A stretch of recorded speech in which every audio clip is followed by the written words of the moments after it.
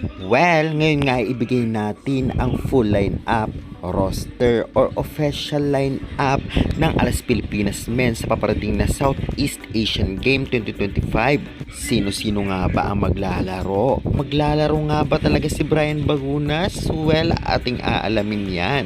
And before that guys, please naman, huwag niyong kalimutan mag-like, comment, and subscribe and pa-hit the notification bell para lagi po kayong updated sa aking mga bonggang video dito sa Pilipinas about sa volleyball. Maraming salamat. Bago natin ibigay ang official lineup, syempre pag-usapan po muna natin ang Alas Pilipinas Men's.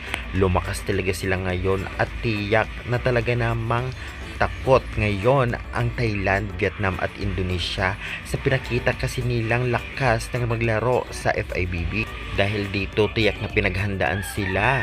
Kaya naman syempre mataas ang pressure ngayon ng Alas Pilipinas Men's dahil nga alam na maganda ang inilaro sa FIVB at maglalaro sa SEA Games. Ngunit ganun pa man, ano pang resulta ng kanilang performance ay suportahan na lang po natin at ipagdasal sila dahil bilog ang bola.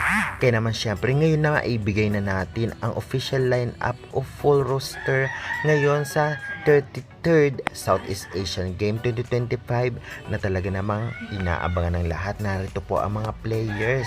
Sa pangunguna nga, Brian Bagunas, Ramirez, Espejo, Budin, Disquitado, Tagibulos, Malabunga, Josaphat, Sally, Ordiales, Rita Mar, Adahar, Lorenzo at Ibanez. Kung ating mapapansin, narito ang first 6 na naglalaro sa FIVB 2025 kung saan ay talaga namang muntikan pang makapasok ng top 16.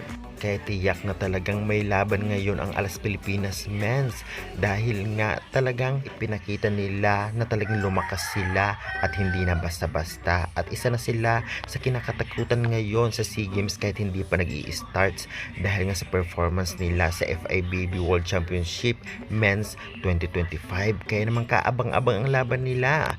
Kaya guys, sa tingin nyo magka-podium kaya ngayon ang Alas Pilipinas Men's? I-comment na yan and pa-subscribe for more valuable updates. Maraming salamat sa suporta nyo.